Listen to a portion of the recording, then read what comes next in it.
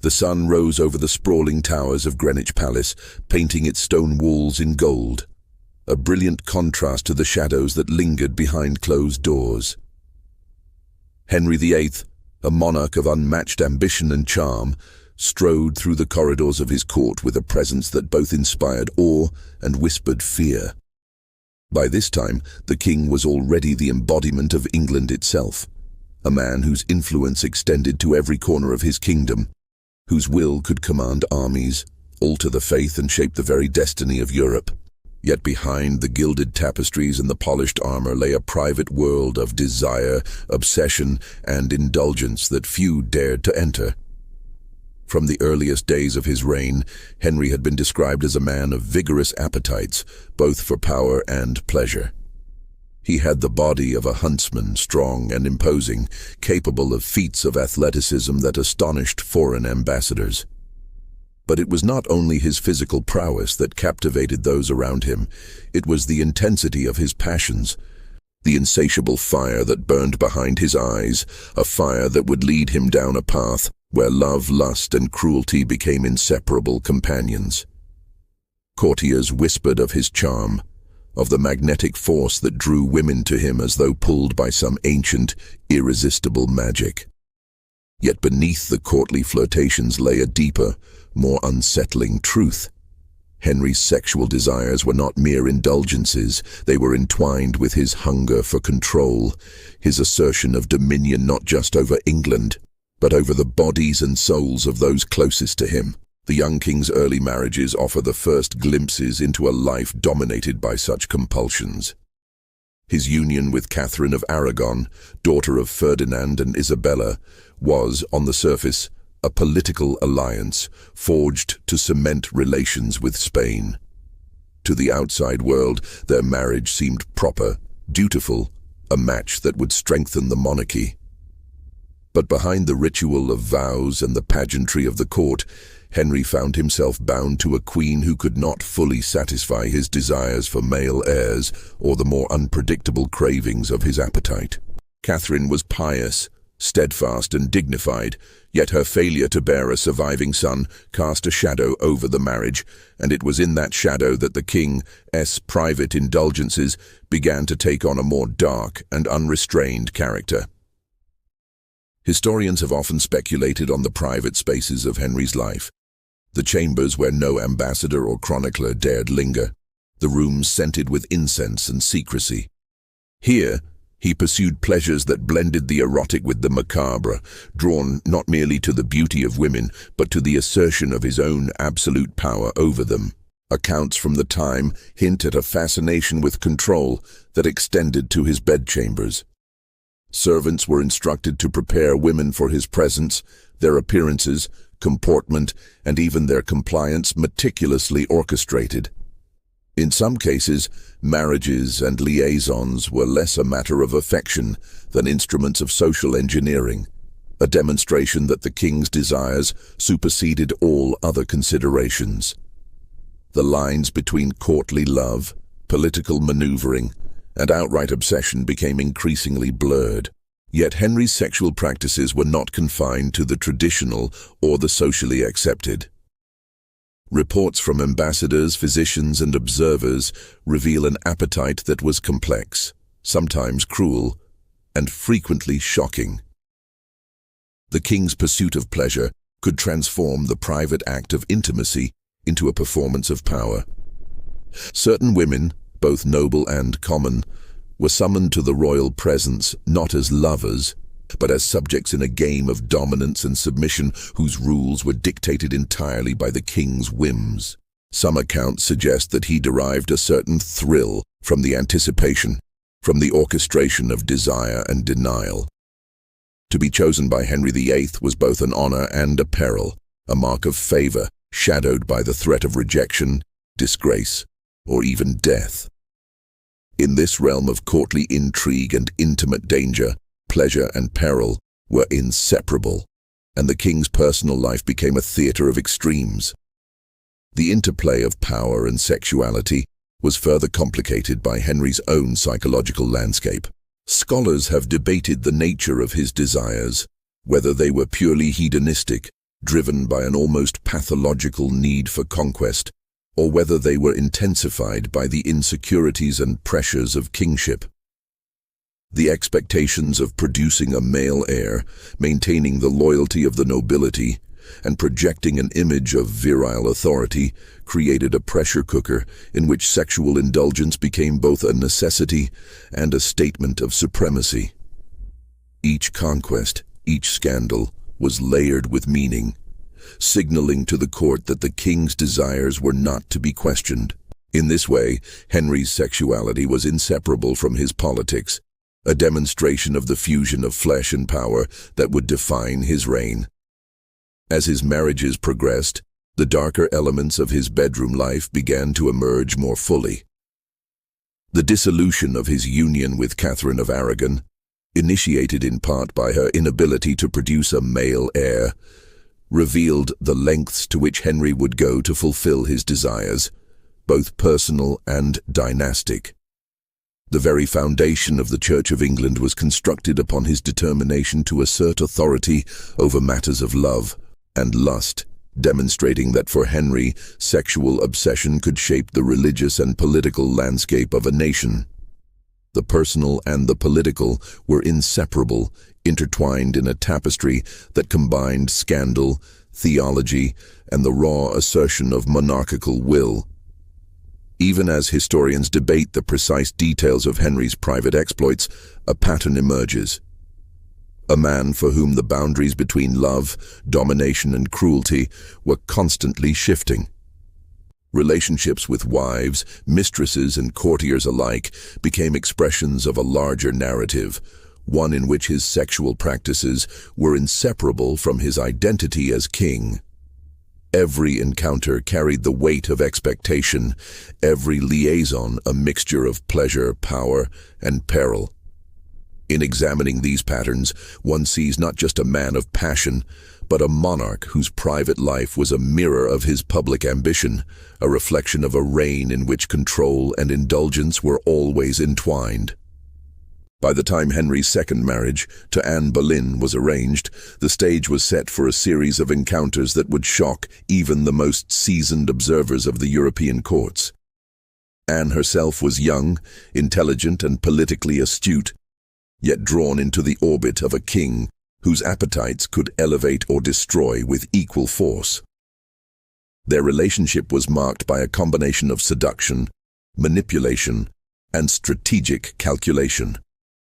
The king's desire for Anne was not merely erotic, it was obsessive, infused with the need to legitimize a break from Rome, and to produce the elusive male heir that had eluded him for so long.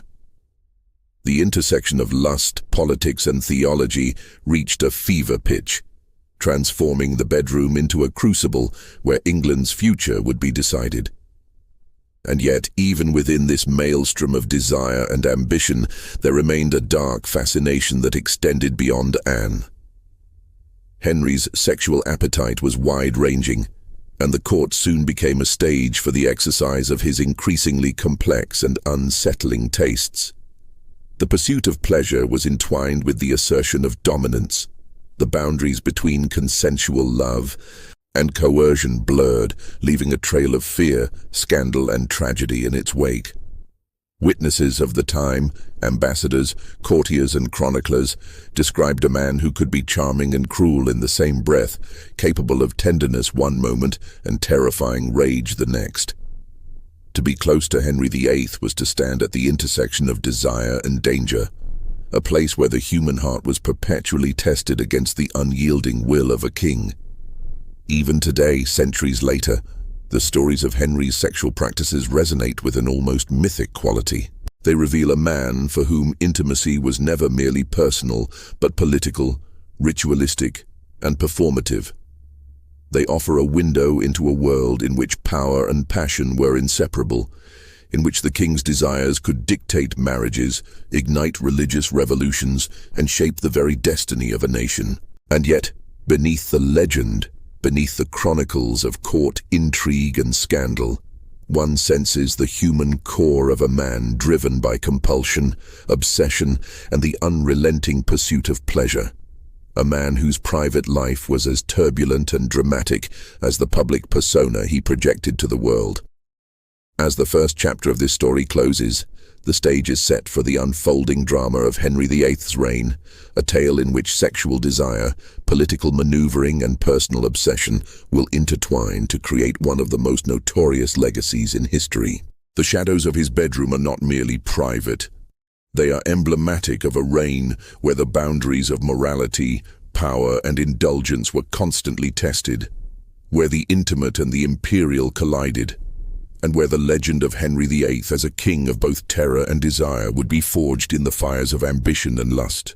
The ascent of Anne Boleyn into Henry VIII's orbit marked a turning point not only in the king's personal life, but in the very fabric of English society.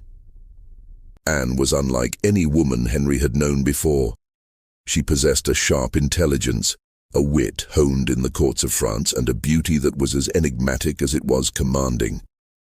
To the casual observer, she was the quintessential courtly lady, a figure of elegance and grace. But beneath her polished exterior lay an awareness of the perilous game she was stepping into. A game dictated by a king whose passions could elevate her to the pinnacle of power, or cast her into ruin. Henry's desire for Anne was unrelenting. Letters, poems, and persistent courtly pursuits illustrate a fervor that bordered on obsession. Every glance, every word, every carefully staged encounter was orchestrated to heighten tension and exert control. Anne herself, astute and ambitious, recognized the precarious balance between yielding to Henry's advances and maintaining her own agency. This delicate interplay of seduction and restraint became a hallmark of their relationship. It was as if each intimate encounter was less about affection and more about a subtle negotiation of dominance, a ritual in which desire and power were inseparable. As their courtship intensified, the king's sexual practices began to take on a more performative and ritualistic dimension. The private spaces of Henry's palaces, Greenwich, Hampton Court, and Whitehall, were transformed into arenas where power and pleasure intersected. Accounts from courtiers suggest that Henry often derived satisfaction not merely from the act of intimacy, but from the orchestration of the entire encounter. The choice of participants, the timing, the anticipation, and the ceremonial precision with which the king asserted his will. Women summoned to his presence were carefully selected, often chosen for their beauty, social status, or perceived virtue, and each encounter carried layers of expectation. To be chosen was a privilege shadowed by the implicit threat of disfavor. Anne's eventual consent to marry Henry was more than a union of hearts. It was a culmination of political maneuvering, personal desire, and theological upheaval.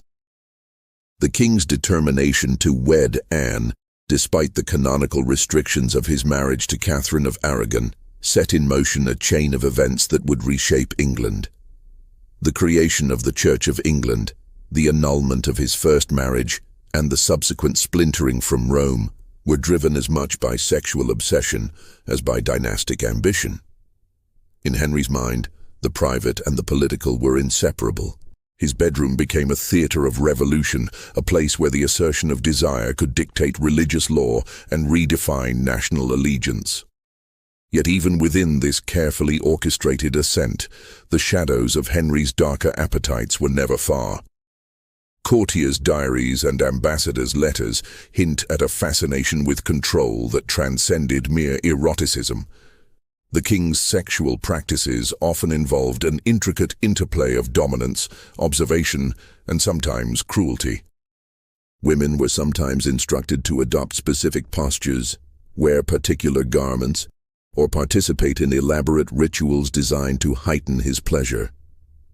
In certain cases, the line between seduction and coercion blurred, leaving those involved in a state of anxiety, anticipation, and awe. It was a world in which the private indulgence of the king became a reflection of his authority, a demonstration that his desires were to be obeyed without question. The period surrounding Anne Boleyn's marriage also reveals a more complex psychological portrait of Henry. Observers noted that he could oscillate between intense tenderness and terrifying volatility within the span of a single day. Moments of intimacy might be punctuated by displays of anger or jealousy, illustrating a mind in which passion and paranoia were intertwined. Anne herself, though politically astute and resilient, became a participant in a ritual that demanded both obedience and performance.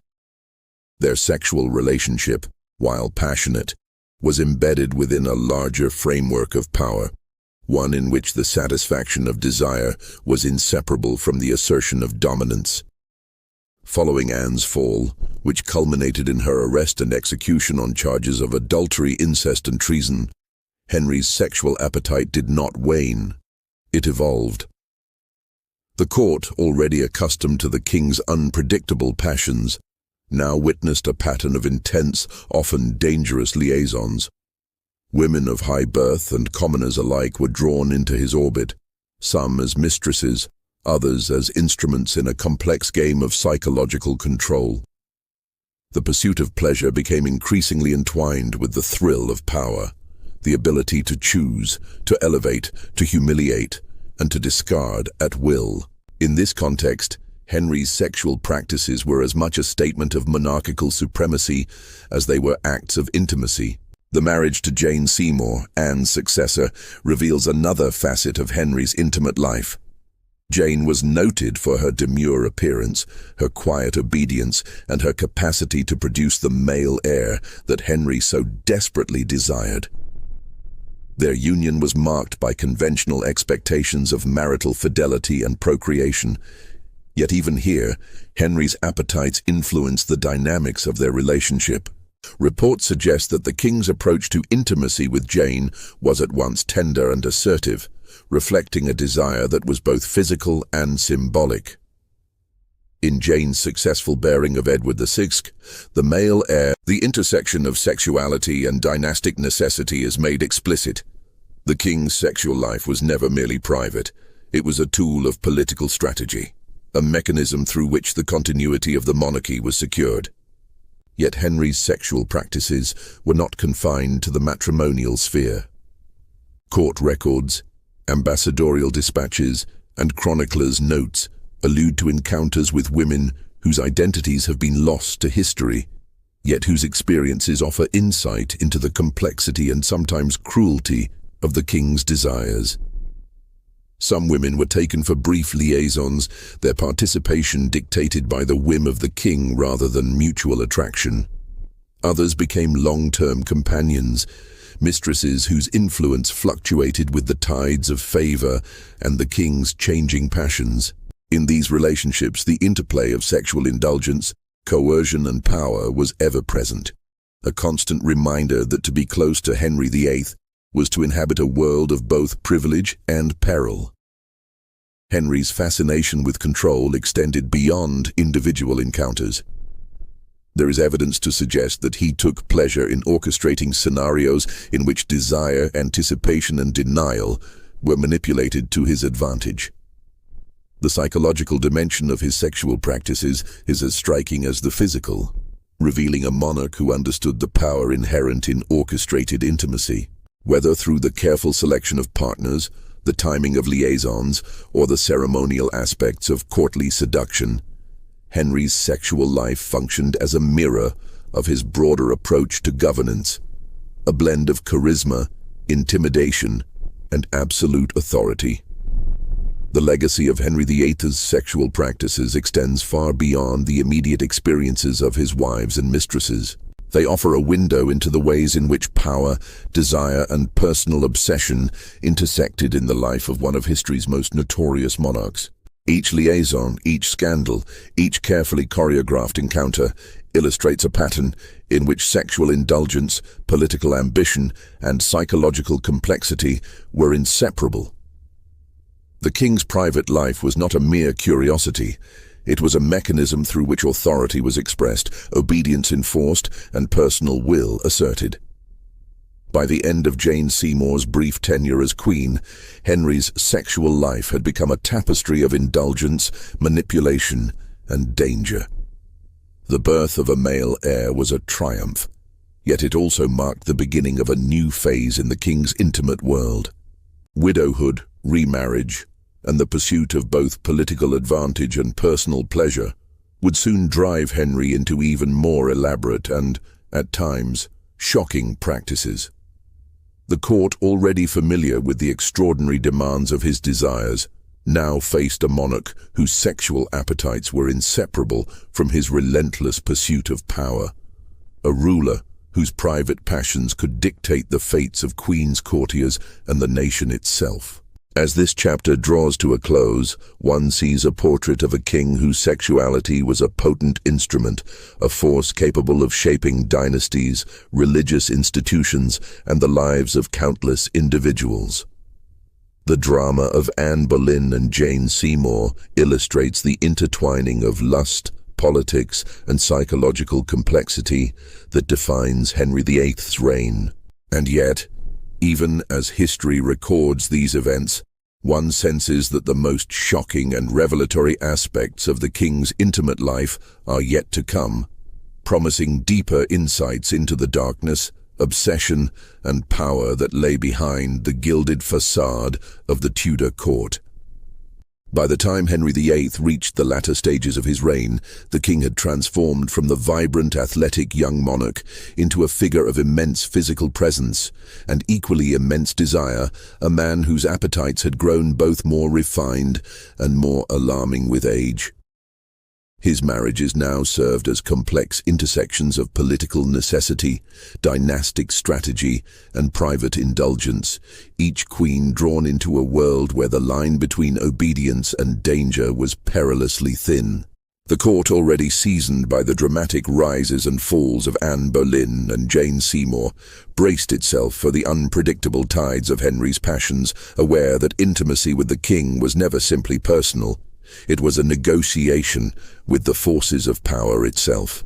Anne of Cleves entered Henry's life under the guise of diplomacy, a union intended to secure alliances with German principalities at a time when Europe was a chessboard of shifting loyalties and religious turmoil. To the outside world, their marriage was politically expedient, yet from the beginning, Henry found himself confronted with a queen who did not ignite the flames of desire he so craved. Contemporary accounts describe his initial disappointment, noting the king's reaction to Anne's appearance and demeanor. What might have been a simple matter of attraction became, in Henry's world, a performance of power and control. In a dramatic and unprecedented act, the marriage was annulled within months, demonstrating once again that Henry's sexual preferences were inseparable from his authority. The dissolution of this union was a public spectacle, a demonstration that the king's will, rooted in both desire and power, could override convention, tradition, and the expectations of Europe's most powerful courts. Following Anne of Cleves came Catherine Howard, a young woman whose beauty and vivacity immediately captured Henry's attention. Yet Catherine, like many who entered the king's orbit, found herself caught in a perilous game. The intensity of Henry's sexual practices had only grown with age. His appetite was as vigorous as it had been in youth, but now infused with a mixture of urgency, obsession, and cruelty. The court was rife with gossip, and whispers of Catherine's indiscretions, real or imagined, spread like wildfire. Henry's response was swift and severe, a chilling testament to the danger inherent in intimate proximity to a monarch whose pleasures were inseparable from his authority. Catherine's eventual execution on charges of adultery underscored a grim reality. The king's sexual life was not merely personal indulgence, it was a weapon, a force capable of destroying lives at the intersection of desire, suspicion, and power. Even as tragedy unfolded in the king's household, the rituals and dynamics of his sexual practices reveal an obsessive attention to control and performance. Reports from the time indicate that Henry's methods were meticulous, often bordering on ceremonial.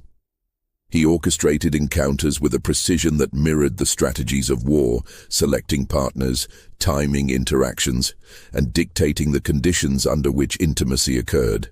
The psychological dimension of these practices was as pronounced as the physical. Anticipation, fear, and submission were manipulated to heighten his own pleasure and assert his dominance. In this way, Henry's sexuality functioned as an instrument of authority, a demonstration that even the most private acts were deeply entwined with the exercise of absolute power. Catherine Parr, the final queen of Henry's life, entered the royal sphere with a different approach. Intelligent, politically savvy, and deeply aware of the dangers inherent in her position, she navigated the king's desires with a careful balance of compliance and influence. Catherine's survival and the stability she brought to the later years of the monarchy illustrates the complex interplay between intimacy and strategy that defined Henry's sexual life. Even as the king aged, his appetites remained a defining force, shaping the domestic, political, and religious landscape of England. The bedroom, once a private domain, had become a theatre of control, where desire, coercion, and power intertwined in ways that could dictate the fate of queens, courtiers, and the nation itself. Beyond the marital sphere, Henry's later sexual practices reveal an increasing fascination with ritualized indulgence and observation. Chroniclers describe the king's interactions with women in ways that suggest a deliberate orchestration of suspense, performance, and psychological manipulation. The anticipation of intimacy, the arrangement of encounters, and the careful curation of participants all point to a pattern in which the act of pleasure itself was inseparable from demonstration of control. Witnesses to these practices, ambassadors, courtiers, and servants, remarked on the extraordinary precision and deliberation with which Henry pursued satisfaction, noting that his indulgences were as much a spectacle of power as they were acts of desire. As Henry grew older, the consequences of his intense lifestyle became increasingly apparent. His health, once robust, began to deteriorate. Yet his appetite for both indulgence and dominance remained undiminished. The physicality of his sexual practices, the psychological intensity of his rituals, and the absolute authority with which he pursued his pleasures combined to create a persona both magnetic and terrifying. The king's later years illustrate a complex paradox. As his body weakened, his obsessions intensified, revealing a man for whom control, desire, and ritual were inseparable components of identity. The broader court and society could not help but be shaped by the king's intimate practices. Marriage, adultery, execution, and favor all became intertwined with Henry's sexual appetite, reinforcing the notion that his desires were not mere indulgences, but instruments of governance. Women's lives, alliances between noble houses, and even the policies of foreign powers were influenced by the personal dynamics of his bedroom. The sexual life of Henry VIII, far from being a private curiosity, functioned as a lens through which the political and social structures of the Tudor court can be understood. A place where personal desire, ritualized practice, and the assertion of power were inseparable, and where intimacy was always a reflection of authority. Even as the narrative of Henry's later marriages unfolds, there emerges a deeper understanding of the king's psychology. The obsessive attention to control, the blending of pleasure and performance, and the manipulation of fear and anticipation suggest a man for whom sexual indulgence was both necessity and expression of identity. The tragedies of Catherine Howard and the cautious navigation of Catherine Parr underscore a consistent pattern. Intimacy with Henry VIII was a delicate negotiation of power, survival, and compliance, in which the consequences of miscalculation could be catastrophic. The culmination of Henry's sexual and marital experiences presents a portrait of a monarch for whom desire was inseparable from authority, ritual from indulgence, and intimacy from danger. His later years reveal the extremes of a life lived in pursuit of both pleasure and control, a life in which the most personal acts were deeply political and the most private indulgences could have public consequences. Through the lens of his marriages and relationships, one sees not merely a series of scandals, but a consistent narrative. A man for whom sexuality, obsession, and dominance were interwoven into the very fabric of kingship, shaping the personal and political destiny of England in ways both intimate and profound. As Henry VIII approached the final decade of his life, the weight of years, illness, and excess had left their mark on both body and mind. Yet his sexual appetite, complex and commanding, continued to shape the court, the nation, and the very story of the Tudor dynasty. In these later years, the king became a figure simultaneously revered, feared, and scrutinized, a man whose personal indulgences were inseparable from his public authority. Every liaison, every marital decision, and every scandal reflected the intertwining of desire, obsession, and control that had defined his reign from the beginning. Even as he contended with failing health, Henry's fascination with ritualized intimacy and psychological dominance did not diminish. His private chambers remained spaces of ceremony and calculation, where the anticipation of pleasure was orchestrated with meticulous care. Courtiers continued to report on the king's liaisons, noting the precision with which he arranged encounters, the selection of partners, and the psychological interplay that defined his sexual practices. These rituals were a reflection not merely of desire, but of power, a demonstration that Henry's sexuality was inseparable from his authority. In a kingdom structured around hierarchy and obedience, the king's bedroom became a stage upon which supremacy was enacted and tested, a place where intimacy was both personal indulgence and political statement. Catherine Parr, the final queen to share Henry's bed, navigated this world with intelligence, patience, and acute awareness of the dangers inherent in proximity to such a formidable figure. Unlike earlier queens, Catherine understood that survival required a careful balance of compliance and influence. She managed to maintain her position while also exercising a degree of agency that few had been able to achieve, illustrating the subtle ways in which women at court negotiated the intense pressures of intimacy with a man whose desires were both absolute and unpredictable. Through her story, the nature of Henry's sexuality is further illuminated. It was a force that shaped relationships, dictated behavior, and demanded constant vigilance, often blending tenderness, obsession, and threat in equal measure. Throughout these final years, Henry's sexual practices were also marked by the interplay of public perception and private indulgence. The court and wider society observed, speculated, and recorded every scandal, every liaison, and every unconventional act. Diplomats and chroniclers, both domestic and foreign, provided detailed accounts, revealing a monarch whose personal life had become a subject of fascination and fear across Europe. Henry's approach to intimacy, his blending of desire, performance, and authority, was unprecedented in its audacity. No longer merely a young king enjoying the pleasures of youth, he had become a figure whose sexual practices were inextricably tied to his identity as a ruler, a man whose very existence challenged the boundaries of propriety, morality, and political calculation. The consequences of Henry's sexual obsessions extended far beyond the walls of his chambers. His marriages, liaisons, and scandals had profound political, religious, and dynastic implications.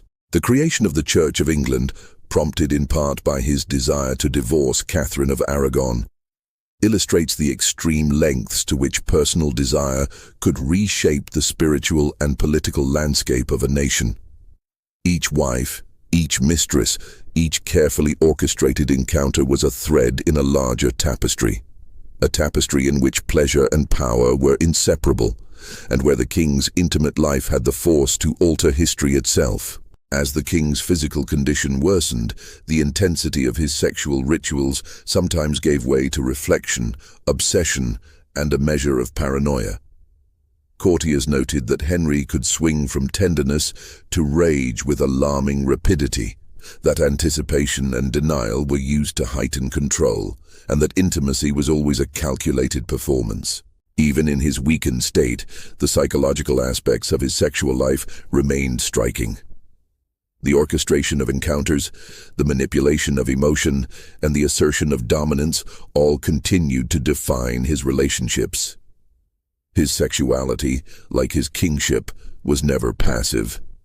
It was an active force, shaping behavior, alliances, and perceptions in ways that extended far beyond the private sphere. The tragedies and scandals of Henry's personal life were inseparable from his broader historical legacy. The executions of Anne Boleyn and Catherine Howard, the annulment of multiple marriages, and the careful orchestration of liaisons all reveal a pattern in which sexual desire, political ambition, and psychological complexity were intertwined. Henry's life demonstrates that intimacy was never merely private, that the pursuit of pleasure could serve as a mechanism for asserting authority, and that personal indulgence could have consequences reaching into the highest levels of governance. To understand Henry VIII's sexual practices is to understand the profound ways in which personal obsession can shape a nation. Henry's final years were a meditation on power, mortality, and the inescapable influence of desire.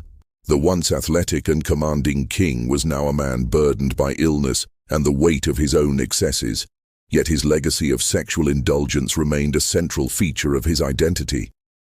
Courtiers, diplomats, and historians have long marveled at the paradox. A monarch whose appetites could terrify and enthrall, whose personal obsessions were inseparable from his authority, and whose private life continues to fascinate centuries later. The enduring fascination with Henry VIII's sexual practices is rooted not only in the extremity of his behavior, but in the way those behaviors illuminate the fusion of desire, ritual, and political power that characterized his reign. In reflecting on the life of Henry VIII, one sees the complexities of a man driven by both passion and ambition. A figure whose private indulgences were never merely personal, but always instrumental, shaping the destinies of queens, courtiers, and the nation itself. The story of his sexual practices is not a simple tale of hedonism, but a lens through which the interplay of power, obsession, and intimacy can be understood. It is a narrative in which pleasure, ritual, dominance, and consequence are intertwined, offering insight into the psyche of a king whose life was defined as much by private indulgence as by public authority. The shadows of Henry's bedroom, once hidden behind tapestries and palace doors, now serve as enduring symbols of the ways in which desire and power can shape history. They remind us that the private life of a ruler is rarely separate from the public, that indulgence can carry consequences beyond the individual, and that even centuries later, the legacy of one man's obsessions can captivate, horrify, and enlighten. As the final chapter closes, the story of Henry VIII stands as a testament to the extraordinary ways in which sexuality, authority, and human desire can converge, leaving an imprint that endures across generations. A story that continues to fascinate and shock, echoing through the annals of history as both cautionary tale and enduring. Henry VIII's story is not merely the tale of a king consumed by desire. It is a window into the extraordinary intersections of power, obsession, and human nature. Behind the gilded halls of the Tudor court, his private indulgences shaped the fate of queens, courtiers, and a nation, leaving a legacy that is as shocking as it is unforgettable. The shadows of his bedroom reveal the intensity of a mind where pleasure and authority were inseparable. A life in which intimacy was always entwined with control, ambition, and consequence. As we step back from the chambers where history was written in whispers, sighs, and secrets, we are reminded that the personal lives of rulers can ripple far beyond the walls of their palaces. Henry VIII's passions and obsessions transformed England, redefining marriage, religion, and the very notion of monarchical power. The echoes of his choices continue to captivate, disturb, and fascinate, offering a timeless lesson about the ways desire, authority, and human complexity collide. Though centuries have passed, the story of Henry VIII endures, an enduring reflection of a king whose appetites were as monumental as his ambition, whose bedroom was both a theatre of power and a crucible of consequence. And as the Tudor legacy unfolds, one cannot help but wonder. In the lives of those who wield power, how often do personal desire and public authority become one, shaping history in ways both intimate and irrevocable?